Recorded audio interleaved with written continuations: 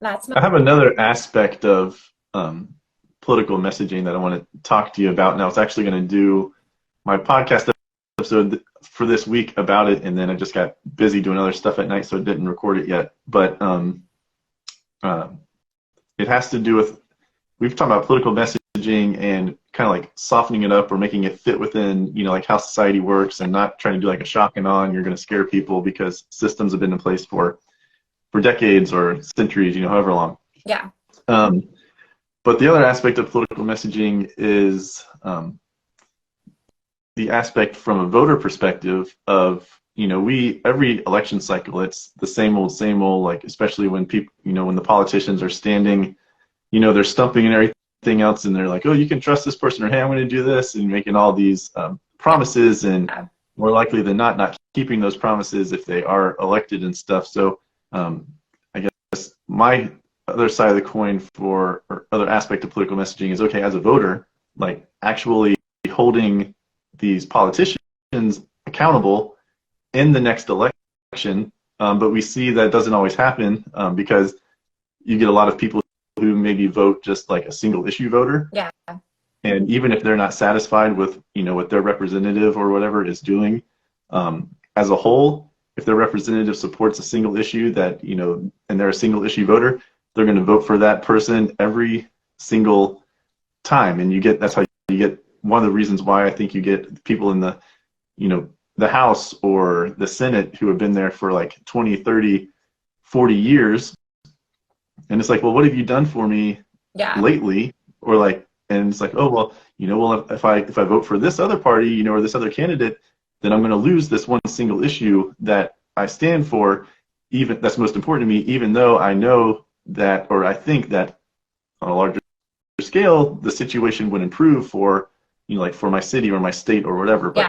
But they're beholden to this single issue, and then they don't hold the representatives accountable election to election, and then I think that's part of the problem, because you keep getting the same thing every single time. Yeah. So I think you're in agreement with me. There needs to be more accountability, or we as voters need to hold our elected officials accountable, and there needs to be consequences if they're not acting on our behalf.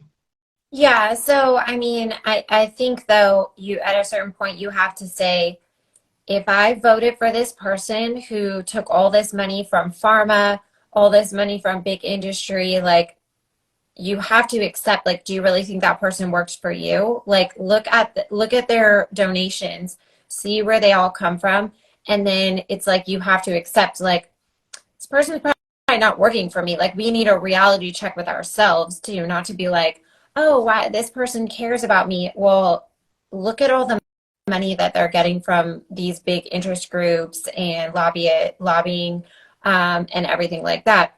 You have to realize they're going to be beholden to those things. So it's like we also need to take some accountability there and not vote for people that get tons of money from special interest groups or from lobbying. So I think that the one thing that we could do, because like I think Joe was saying, he votes to try to keep the incumbent accountable.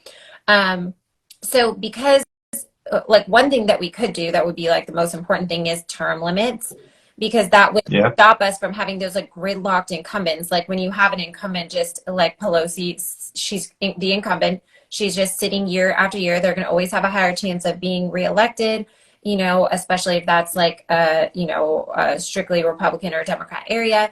And then they can just, sit there year after year after year. It's never gonna shake things up. People are gonna Right. say, oh, it's the evil I know versus the evil I don't, or that's the other party.